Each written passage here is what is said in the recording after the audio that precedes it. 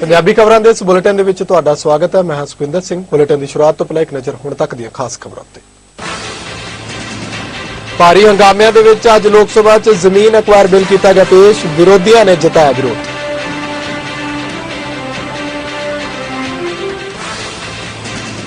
ਰਾਜ ਸਭਾ ਵਿੱਚ ਵੀ ਜ਼ਮੀਨ acquire bill ਦੇ ਖਿਲਾਫ ਵਿਰੋਧੀਆਂ ਵੱਲੋਂ ਜ਼ੋਰਦਾਰ ਹੰਗਾਮਾ। ਮਾਇਆਵਤੀ ਨੇ ਬਿੱਲ ਨੂੰ ਦੱਸਿਆ ਕਿਸਾਨ ਵਿਰੋਧੀ।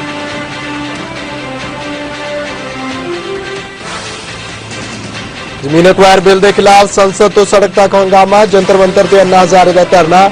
ਮੋਦੀ ਸਰਕਾਰ ਦੀ ਅੰਗਰੇਜ਼ੀ ਸ਼ਾਸਨ ਦੇ ਨਾਲ ਤੁਲਨਾ। ਤੇ ਮਲੇਰਕੋਟਲਾ ਦੇ ਨਾਭਾ ਰੋਡ ਤੇ ਗੰਦੇ ਨਾਲੇ ਚੋਂ 25 ਸਾਲਾ ਲੜਕੀ ਦੀ ਨਗਨ ਹਾਲਤ 'ਚ ਮਿਲੀ ਲਾਸ਼। ਬਲਾਤਕਾਰ ਤੋਂ ਬਾਅਦ ਕਤਲ ਦਾ ਸ਼ੱਕ ਜਾਂਚ ਜਾਰੀ।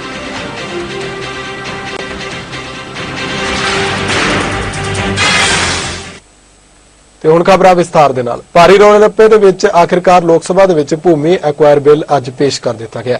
ਵਿਰੋਧੀ ਪਾਰਟੀਆਂ ਦੇ ਵੱਲੋਂ ਇਸ ਬਿੱਲ ਦਾ ਦੋਹਾਂ ਸਦਨਾਂ ਦੇ ਵਿੱਚ ਜ਼ੋਰਦਾਰ ਵਿਰੋਧ ਜਤਾਇਆ ਗਿਆ। ਲੋਕ ਸਭਾ ਦੇ ਵਿੱਚ ਅੱਜ ਸ਼ੁਰੂ ਹੋਈ ਕਾਰਵਾਈ ਦੇ ਦੌਰਾਨ ਸਪੀਕਰ ਸੁਮਿਤਰਾ ਮਹਾਜਨ ਦੀ ਮੌਜੂਦਗੀ ਦੇ ਵਿੱਚ ਭੂਮੀ ਐਕਵਾਇਰ ਬਿੱਲ ਪੇਸ਼ ਕੀਤਾ ਗਿਆ। ਕੇਂਦਰੀ ਪੇਂਡੂ ਵਿਕਾਸ ਮੰਤਰੀ ਚੌਧਰੀ ਬੀਰੇਂਦਰ ਸਿੰਘ ਦੇ ਵੱਲੋਂ ਬਿੱਲ ਪੇਸ਼ ਕਰਨ ਤੋਂ ਬਾਅਦ ਵਿਰੋਧੀ ਧਿਰਾਂ ਦੇ ਵੱਲੋਂ ਸਦਨ ਦੇ ਵਿੱਚ ਜ਼ੋਰਦਾਰ ਹੰਗਾਮਾ ਕੀਤਾ ਗਿਆ। इस बिल के खिलाफ विरोधी धिरां वालों सदन चों वाकआउट भी किया गया।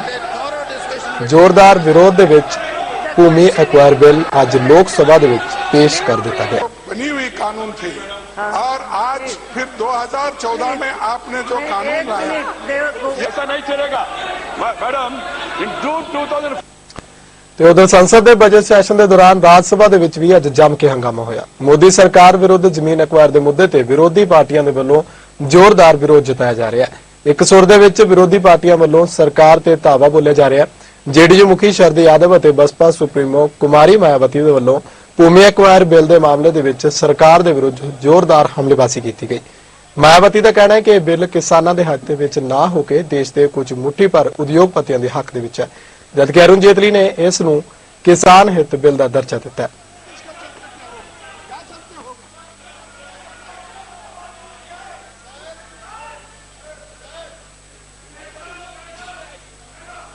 की बात यह है कि उन शर्तों को इस सरकार में तो उल्टा कर दिया गया है, बिल्कुल उसको बदल दिया गया है।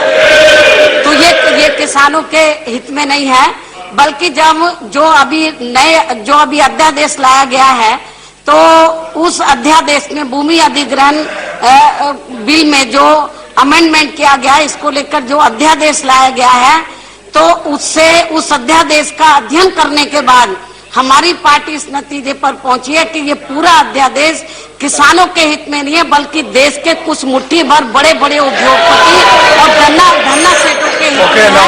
तो इसलिए माननीय उपसभापति जी, मेरा ये कहना है कि मामला बड़ा अति गंभीर है, क्योंकि देश के अंदर इसको लेकर किसान काफी गुस्से में है, किसान आंदोलित है पूरे देश और किसानों के हित को ध्यान में रखकर। तो ऊपर सरकार को पुनर्विचार करना चाहिए। जी ने कहा कि कुछ लोगों की मदद होगी, बहन जी ने भी इसका जिक्र किया। कौन से एक्सेप्ट पुराने कानून में जो यूपीए की सरकार लाई थी, कुछ प्रोसीजर से 13 कानूनों को अलग रखा गया था। हमने हर कानून में उन 13 में भी जो अलग रखा था, ये कहा कि 4 गुना मुआवजा किसान को दिया जाए। दूसरा मैं एक और तर्क दे दूं। That means now says that now I agree. दूसरा I want to point. जो 5 एग्जेम्प्टेड पर्पस हैं वो कौन से हैं? नेशनल सिक्योरिटी, दूसरा रूरल इंफ्रास्ट्रक्चर, जिसको शरद जी कहते हैं कॉर्पोरेट की मदद होगी, इसलिए मैंने कहा ग्रामीण सड़कें। तीसरा हाउसिंग फॉर पुअर, हाउसिंग नहीं हाउसिंग फॉर पुअर, और उसको एग्जेम्प्ट किया। और आपको लगता है कि इंफ्रास्ट्रक्चर जिसकी जमीन की मालिक सरकार होगी, इंडस्ट्रियल कॉरिडोर, जो नैरो कॉरिडोर ग्रामीण क्षेत्र से हाईवे के साथ से निकलेगा, जिससे कि सारे ग्रामीण क्षेत्र का साथ में विकास होगा। हर एक जो अपवाद रखा है, उन पुराने 13 जो अपवाद यूपीए ने रखे थे उसके साथ, उससे ग्रामीण क्षेत्र को लाभ होने वाला है। एक बार शरद जी फिर जाके उस कानून को आप ਤੇ ਉਧਰ ਭੂਮੀ ਐਕਵਾਇਰ ਬਿੱਲ ਨੂੰ ਲੈ ਕੇ ਅੰਨਾ ਹਜ਼ਾਰੇ ਵੱਲੋਂ ਦਿੱਲੀ ਜੰਤਰ ਮੰਤਰ ਤੇ ਧਰਨਾ ਦਿੱਤਾ ਜਾ ਰਿਹਾ। ਇੱਕ ਵਾਰ ਮੁੜ ਤੋਂ ਕੇਂਦਰ ਸਰਕਾਰ ਦੇ ਵਿਰੋਧ 'ਚ ਉਤਰੇ ਅੰਨਾ ਹਜ਼ਾਰੇ ਨੇ ਮੋਦੀ ਸਰਕਾਰ ਨੂੰ ਲੰਮੇ ਹੱਥੀ ਲੈਂਦਿਆਂ ਮੋਦੀ ਸਰਕਾਰ ਦੀ ਤੁਲਨਾ ਅੰਗਰੇਜ਼ਾਂ ਦੇ ਸ਼ਾਸਨ ਦੇ ਨਾਲ ਕਰ ਦਿੱਤੀ। ਉਹਨਾਂ ਨੇ ਕਿਹਾ ਕਿ ਅੰਗਰੇਜ਼ਾਂ ਨੇ ਵੀ ਇੰਨਾ ਅਨਿਆਏ ਨਹੀਂ ਕੀਤਾ ਸੀ। ਉਹਨਾਂ ਨੇ ਇਹ ਵੀ ਕਿਹਾ ਕਿ ਇਸ ਕਾਨੂੰਨ ਦੇ ਵਿੱਚ ਕਿਸਾਨਾਂ ਨੂੰ ਕੋਰਟ ਜਾਣ ਦਾ ਵੀ ਅਧਿਕਾਰ ਨਹੀਂ। ਕਿਸਾਨਾਂ ਤੇ ਸਰਕਾਰ ਦਾ ਨਿਆਂ ਆਰਡੀਨੈਂਸ ਦੀ ਲੋੜ ਨਹੀਂ ਸੀ। ਸਰਕਾਰ ਖੇਤੀ ਪ੍ਰਧਾਨ ਦੇਸ਼ ਦੇ ਵਿੱਚ ਕਿਸਾਨਾਂ ਦੀ ਜ਼ਮੀਨ ਲੈ ਕੇ ਉਦਯੋਗਪਤੀਆਂ ਨੂੰ ਦੇ ਰਹੀ ਹੈ। ਉਹਨਾਂ ਨੇ ਸਰਕਾਰ ਨੂੰ ਧਮਕੀ ਭਰੇ ਲਹਿਜੇ 'ਚ ਚੇਤਾਵਨੀ ਦਿੱਤੀ ਹੈ ਕਿ ਜੇਕਰ ਸਰਕਾਰ ਕਿਸਾਨਾਂ ਦੀਆਂ ਮੰਗਾਂ ਤੇ ਧਿਆਨ ਨਹੀਂ ਦਿੰਦੀ ਤਾਂ ਦੇਸ਼ ਭਰ ਦੇ ਵਿੱਚ ਯਾਤਰਾ ਦਾ ਦੌਰ ਛੇੜਿਆ ਜਾਵੇਗਾ।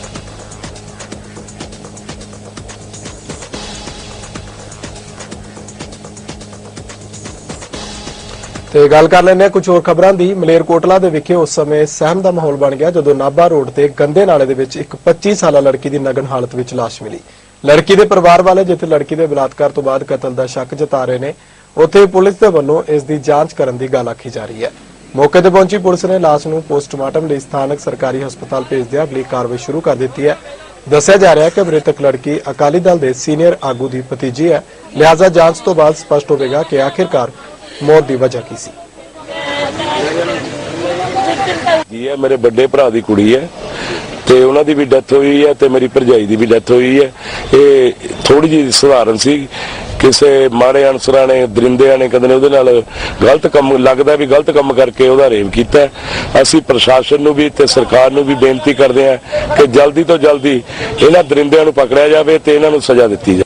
ਮੋਸਟ ਪ੍ਰੋਬਬਲੀ ਲੱਗਦਾ ਇਦਾਂ ਦਾ ਵੀ ਹੋ ਸਕਦਾ ਹੋਵੇ ਜੀ। ਸਰ ਰੇਪ ਦੀ ਆਸ਼ੰਕਾ ਇਹ ਆਫਟਰ ਪੋਸਟਮਾਰਟਮ ਕਲੀਅਰ ਹੋਊਗਾ ਨਾ, ਵੀ ਆਪਾਂ ਹੁਣ ਕਹਿ ਨਹੀਂ ਸਕਦੇ ਕਿਦਾਂ ਹੈ, ਪੋਸਟਮਾਰਟਮ ਤੋਂ ਬਾਅਦ ਕਲੀਅਰ ਹੋ ਜਾਊਗਾ।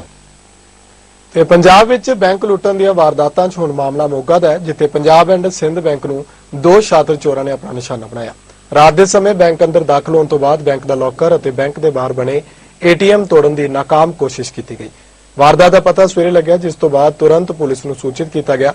ਚੋਰੀ ਦੀ ਘਟਨਾ ਸੀਸੀਟੀਵੀ ਕੈਮਰਿਆਂ ਦੇ ਵਿੱਚ ਕੈਦ ਹੋ ਗਈ ਹੈ, ਜਿਸ ਦੇ ਆਧਾਰ ਤੇ ਪੁਲਿਸ ਆਪਣੀ ਕਾਰਵਾਈ ਦੇ ਵਿੱਚ ਜੁਟੀ ਹੋਈ ਹੈ। ਹੈਰਾਨਗੀ ਦੀ ਗੱਲ ਇਹ ਹੈ ਕਿ ਐਸਐਸਪੀ ਆਫਿਸ ਦੇ ਨਜ਼ਦੀਕ ਬੈਂਕ 'ਚ ਹੋਈ ਵਾਰਦਾਤ ਪੁਲਿਸ ਦੀ ਕਾਰਗੁਜ਼ਾਰੀ ਤੇ ਕਈ ਸਵਾਲ ਖੜੇ ਕਰਦੀ ਹੈ।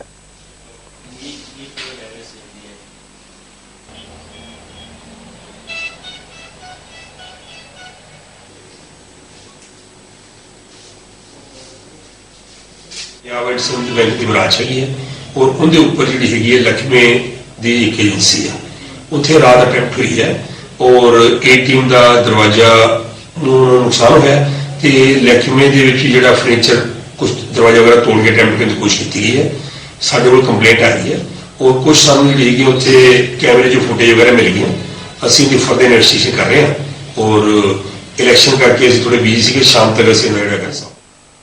ਤੇ ਰੁਕ ਕਰਦੇ ਹਾਂ ਅਗਲੀ ਖਬਰ ਦੇ ਵੱਲ। ਅਹਿਮਦਗੜ੍ਹ ਪੁਲਿਸ ਸਟੇਸ਼ਨ ਸਦਰ ਦੇ ਇੱਕ ਐਸਐਚਓ ਹਰਵਿੰਦਰ ਸਿੰਘ ਦੇ ਖਿਲਾਫ ਪਿੰਡ ਮੋਮਨਾਬਾਦ ਦੇ ਲੋਕਾਂ ਦੇ ਵੱਲੋਂ ਜ਼ੋਰਦਾਰ ਰੋਸ ਧਰਨਾ ਦਿੱਤਾ ਗਿਆ। ਸੈਂਕੜੇ ਔਰਤਾਂ ਤੇ ਮਰਦਾਂ ਦੇ ਵੱਲੋਂ ਲੁਧਿਆਣਾ ਮਲੇਰਕੋਟਲਾ ਰੋਡ ਜਾਮ ਕਰਕੇ ਐਸਐਚਓ ਦੇ ਖਿਲਾਫ ਕਾਰਵਾਈ ਦੀ ਮੰਗ ਕੀਤੀ ਗਈ ਹੈ। ਧਰਨਾਕਾਰੀਆਂ ਦੇ ਕਾਰਨ ਜਿੱਥੇ ਕਈ ਘੰਟੇ ਆਵਾਜਾਈ ਠੱਪ ਰਹੀ, ਉੱਥੇ ਲੋਕਾਂ ਨੂੰ ਭਾਰੀ ਮੁਸ਼ਕਲਾਂ ਦਾ ਸਾਹਮਣਾ ਕਰਨਾ ਪਿਆ। ਧਰਨੇ ਵਿੱਚ ਸ਼ਾਮਲ ਹੋਏ ਸਾਬਕਾ ਸਰਪੰਚ ਜਰਨੈਲ ਸਿੰਘ ਦੀ ਅਗਵਾਈ ਵਿੱਚ ਪ੍ਰਦਰਸ਼ਨਕਾਰੀਆਂ ਦੇ ਵੱਲੋਂ ਜਿੱਥੇ ਐਸਐਚਓ ਤੇ ਕਈ ਸੰਗੀਨ ਇਲਜ਼ਾਮ ਲਗਾਏ ਗਏ ਨੇ, ਉੱਥੇ ਹੀ ਐਸਐਚਓ ਹਰਵਿੰਦਰ ਸਿੰਘ ਨੇ ਢੁਕਵਾਂ ਜਵਾਬ ਨਾ ਦਿੰਦਿਆਂ ਆਪਣੇ ਤੇ ਲਗਾਏ ਦੋਸ਼ਾਂ ਨੂੰ ਸਿਰੇ ਤੋਂ ਖਾਰਜ ਕੀਤਾ। ਲੋਕਾਂ ਦੇ ਵੱਧਦੇ ਗੁੱਸੇ ਨੂੰ ਵੇਖਦਿਆਂ ਡੀਐਸਪੀ ਵੱਲੋਂ ਜਾਂਚ ਤੋਂ ਬਾਅਦ ਕਾਰਵਾਈ ਦਾ ਭਰੋਸਾ ਦਿੱਤਾ ਗਿਆ, ਜਿਸ ਤੋਂ ਬਾਅਦ ਧਰਨਾ ਚੁੱਕ ਲਿਆ ਗਿਆ।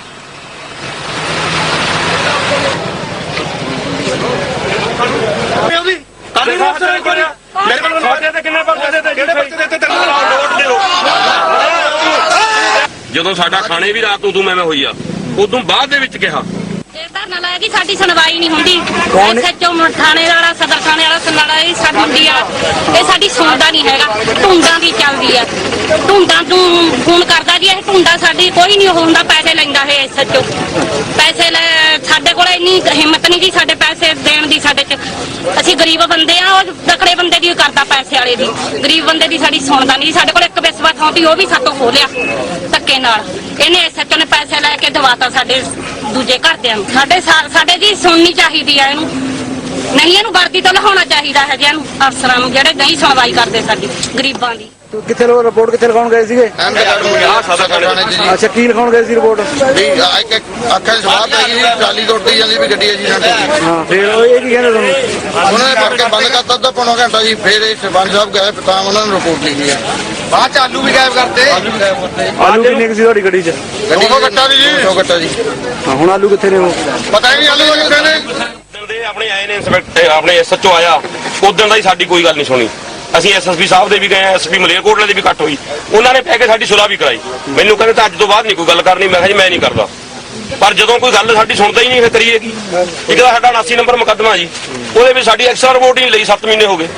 ਬੰਦਾ ਲੁਧਿਆਣੇ ਡੀਐਮਸੀ ਦਾਖਲ ਸੀਗਾ, ਉਹਦੇ ਵਿੱਚ ਕੋਈ ਬਾਰ-ਬਾਰ ਅਸੀਂ ਗੇੜੇ ਕੱਢੀ ਗਏ, ਉਹ ਕੋਈ ਸੁਣਿਆ ਨਹੀਂਗਾ। ਕਿਸੇ ਕਮਾ ਐਮਐਲਏ ਨੂੰ ਦਿੰਦਾ ਝੂੰਦਾ ਨੂੰ ਸਾਰੇ ਆਮ ਲੋਕ, ਕਿਸੇ ਤੋਂ 50 ਲੈ ਲਿਆ, ਕਿਸੇ ਤੋਂ 40 ਲੈ ਲਿਆ, ਸਾਰੇ ਆਮ ਰੁਪਈਏ ਲੈ ਨਾ ਲੋਕਾਂ ਨੂੰ ਲੁੱਟਦੇ ਨੇ ਨਾ ਜੀ। ਇੱਥੇ ਸਾਨੂੰ 6-7 ਮਹੀਨੇ ਹੋ ਗਏ ਥਾਣੇ 'ਚ ਖੱਜਲ ਖੁਆਰ ਹੁੰਦੇ ਨੂੰ, ਸਾਡੀ ਕੋਈ ਵੀ ਸੁਣਵਾਈ ਨਹੀਂ ਹੁੰਦੀ। ਕਿਹੜੇ ਥਾਣੇ 'ਚ ਜੀ? ਇਹ ਸਦਰ ਅਹਿਮਦਗੜ੍ਹ। ਅੱਛਾ, ਕੀ ਕਾਰਨ ਹੈ ਜੀ? ਇਹ ਜਿਹੜਾ ਕਾਰਨ ਕੀ, ਇੱਕ ਤਾਂ ਇਹ ਰੁਪਈਏ ਲੈਂਦਾ ਜੀ। ਕੌਣ ਜੀ? ਐਸਐਚਓ ਜਿਹੜਾ ਹਰਵਿੰਦਰਪਾਲ ਸਿੰਘ ਆ। ਅੱਛਾ ਜੀ, ਹੋਰ? ਇਹ ਸਰੇਆਮ ਪੈਸੇ ਲੈਂਦਾ, ਸਰੇਆਮ। ਮੇਰੇ ਤੋਂ ਵੀ ਲੈ ਲਏ 40,000, ਮੈਂ ਵੀ ਵੱਢਿਆ ਗਿਆ। ਉਹ ਲੈ ਲਏ ਜੀ, ਸਾਡੇ ਇੱਕ ਪੰਜ ਦਾ ਰੌਲਾ ਪੈ ਗਿਆ। ਹਾਂ ਜੀ, ਇੱਥੇ ਮੇਰੇ ਦਾ। ਹਾਂ ਜੀ, 40,000 ਰੁਪਇਆ ਕਹਿੰਦਾ ਦੇ ਤਾਂ ਛੱਡੂ। ਤੇ ਤੁਸੀਂ ਵੀ ਦਿੱਤੇ ਪੈਸੇ? ਉਹ ਦਿੱਤੇ ਜੀ, ਹੋਰ ਕੀ ਕਰਦੇ ਫਿਰ ਰੌਲਾ ਵੀ ਪਿਆ, 2 ਦਿਨ ਅਫਸਰਾਂ ਕੋਲੇ ਪਿਆ ਵੀ। ਉਹਨਾਂ ਨੇ ਟਿਕਾਤੀ ਜੀ। ਐਸਪੀ ਆ ਜਿਹੜਾ ਜਸਵਿੰਦਰ ਸਿੰਘ, ਉਹਨੇ ਸਾਡੀ ਸੁਲਾਹ ਕਰਾਤੀ ਕਿਰਾਂ, ਕਹਿੰਦਾ ਹੁਣ ਨਹੀਂ ਕੋਈ ਗੱਲ ਹੁੰਦੀ। ਉਦੋਂ ਬਾਅਦ ਦੇ ਵਿੱਚ ਇੱਕ ਗਰੀਬ ਬੰਦੇ ਦੀ ਉਹਨਾਂ ਦਾ ਸਮਾਨ ਚੱਕਿਆ ਗਿਆ। ਉਹਨਾਂ ਦੇ 15-20 ਦਿਨ ਹੋ ਗਏ, ਉਹਨਾਂ ਦਾ ਦਰਖਾਸਤ ਹੀ ਨਹੀਂ ਲਿਖੀ। ਇੱਥੇ ਬੰਦੇ ਨੇ ਇੱਥੇ ਉਹ ਇੱਕ ਟੈਂਪੂ ਵਾਲਾ ਆ ਇਹ ਕਿ ਤੁਸੀਂ ਇਹਨਾਂ ਤੋਂ ਪੈਸੇ ਲੈਣੇ, ਇਹਦੇ ਬਾਰੇ ਗਲਤ ਝੂਠ ਹੈ ਸਰ। ਹਾਂਜੀ, ਤੁਸੀਂ ਮਤਲਬ ਜਿਹੜੀ ਇੰਨੀ ਪਬਲਿਕ ਇਕੱਠੀ ਹੋਈ ਹੈ ਮੈਨੂੰ ਇਹ ਮੈਂ ਤੁਹਾਨੂੰ ਬਾਅਦ ਚੋਂ ਗੱਲ ਕਰੂੰਗਾ ਤੇ ਬਾਬੇ, ਠੀਕ ਹੈ ਕਿ ਨਹੀਂ? ਇਹ ਸਭ ਝੂਠ ਹੈ। ਇਹ ਐਲੀਗੇਸ਼ਨ ਲਾ ਰਿਹਾ ਹੈ ਜਾਣਬੁੱਝ ਕੇ, ਝੂਠੇ ਪਰਚੇ ਕਰਾਉਣਾ ਲੋਕਾਂ ਦੇ। ਇਹ ਮਤਲਬ ਪਬਲਿਕ ਤੁਹਾਨੂੰ ਪੁੱਛ ਰਹੀ ਆ ਕਿ ਤੁਸੀਂ ਪੈਸੇ ਲੈ ਰਹੇ ਹੋ, ਪੈਸੇ ਦਾ ਐਲੀਗੇਸ਼ਨ ਲਾ ਰਹੇ ਹੋ। ਤੁਸੀਂ ਗਲਤ ਕਹਿ ਰਹੇ ਹੋ, ਜੋ ਵੀ ਕਹਿ ਰਹੇ ਹੋ ਵੀ ਗਲਤ। ਨਹੀਂ, ਅਸੀਂ ਨਹੀਂ ਕਹਿ ਰਹੇ। ਅਸੀਂ ਕਿਉਂ ਕਹਿ ਰਹੇ ਹਾਂ? ਤੁਹਾਡੇ ਸਾਹਮਣੇ ਲੋਕ ਕਹਿ ਰਹੇ ਨੇ ਤੁਹਾਨੂੰ, ਸਾਨੂੰ ਨਾ ਤੁਸੀਂ ਕਹੋ। ਬਾਅਦ ਚੋਂ ਦਿਆਂਗੇ ਜਵਾਬ। ਹਾਂਜੀ, ਅਫਸਰ ਆ ਰਹੇ ਕੋਈ ਨਹੀਂ, ਫਿਰ ਉਹਨਾਂ ਨਾਲ ਗੱਲ ਕਰਦੇ ਆ। ਅਫਸਰ ਆ ਰਹੇ ਕਹਿਣਾ ਚਾਹੋਗੇ? ਕਿਸੇ ਦੇ ਐਲੀਗੇਸ਼ਨ ਤੁਹਾਡੇ ਤੇ ਵੀ ਲੱਗ ਸਕਦਾ ਤਾਂ ਨਹੀਂ, ਐਲੀਗੇਸ਼ਨ ਉਹਦੇ ਬਾਰੇ ਦੱਸੋ ਨਾ, ਸਪਸ਼ਟੀਕਰਨ। ਸਪਸ਼ਟੀਕਰਨ ਦੇ ਰਿਹਾ, ਹੋਰ ਕਿੱਦਾਂ ਦਾ ਉਹਨਾਂ ਦਾ ਸਪਸ਼ਟੀਕਰਨ? ਐਲੀਗੇਸ਼ਨ ਹੈ ਤਾਂ ਸਿੰਪਲ ਐਲੀਗੇਸ਼ਨ। ਟੈਂਡਰ ਦਾ ਕਸੂਰ ਹੈ ਉਹਦੇ ਚ। ਫਿਰ ਵੀ ਇਹਨਾਂ ਤੋਂ ਦਰਖਾਸਤ ਲੈ ਲਈ ਸੀ, ਬੁਲਾਉਣ ਦੇ ਬਾਵਜੂਦ ਇਹ ਆਏ ਨਹੀਂ। ਥਾਣੇ ਬੁਲਾਉਣ ਦੇ ਬਾਵਜੂਦ ਇਹਨਾਂ ਨੇ ਕਿਹਾ ਕਿ ਸਾਡਾ ਬੰਦਾ ਰਾਤੀ ਸਾਰੇ ਨਹੀਂ, ਝੂਠਾ ਹੋ ਗਲਤ। ਤੁਸੀਂ ਆਪਣੀ ਅਰਸਤ ਵਿੱਚ ਰੱਖਿਆ ਸਾਰਾ ਸਰਕਰੀ ਬਣਿਆ ਦਾ ਝੂਠ ਹੈ। ਸੋ ਬੁਲੇਟਿਨ ਦੇ ਅਖੀਰ ਵਿੱਚ ਇੱਕ ਵਾਰ ਫਿਰ ਤੋਂ ਨਜ਼ਰ ਪਾਵਾਂਗੇ ਹੁਣ ਤੱਕ ਦੀਆਂ ਸੁਰਖੀਆਂ ਉੱਤੇ। ਭਾਰੀ ਹੰਗਾਮਿਆਂ ਵਿੱਚ ਅੱਜ ਲੋਕ ਸਭਾ ਵਿੱਚ ਜ਼ਮੀਨ ਐਕਵਾਇਰ ਬਿੱਲ ਕੀਤਾ ਗਿਆ ਪੇਸ਼, ਵਿਰੋਧੀਆਂ ਨੇ ਜਤਾਇਆ ਵਿਰੋਧ।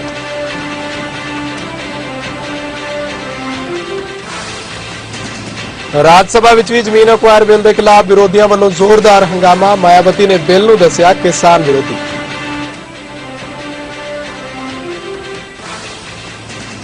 ਜ਼ਮੀਨ ਐਕਵਾਇਰ ਬਿੱਲ ਦੇ ਖਿਲਾਫ ਸੰਸਦ ਤੋਂ ਸੜਕ ਤੱਕ ਹੰਗਾਮਾ, ਜੰਤਰ ਮੰਤਰ ਤੇ ਅੰਨਾ ਹਜ਼ਾਰੇ ਦਾ ਧਰਨਾ, ਮੋਦੀ ਸਰਕਾਰ ਦੀ ਅੰਗਰੇਜ਼ੀ ਸ਼ਾਸਨ ਨਾਲ ਤੁਲਨਾ।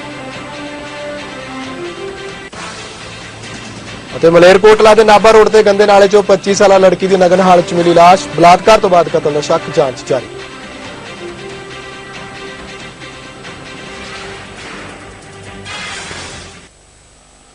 ਸੋ ਪੰਜਾਬੀ ਖਬਰਾਂ ਦਾ ਸਿਲਸਿਲਾ ਇੱਥੇ ਖਤਮ ਕਰਦੇ ਹਾਂ। ਕੁਝ ਹੋਰ ਖਬਰਾਂ ਲੈ ਕੇ ਫਿਰ ਤੋਂ ਤੁਹਾਡੇ ਰੂਬਰੂ ਹੋਵਾਂਗੇ। ਤਦ ਤੱਕ ਲਈ ਤੁਸੀਂ ਵੇਖਦੇ ਰਹੋ ਚੜ੍ਹਦੀ ਕਲਾ ਟਾਈਮ ਟੀਵੀ।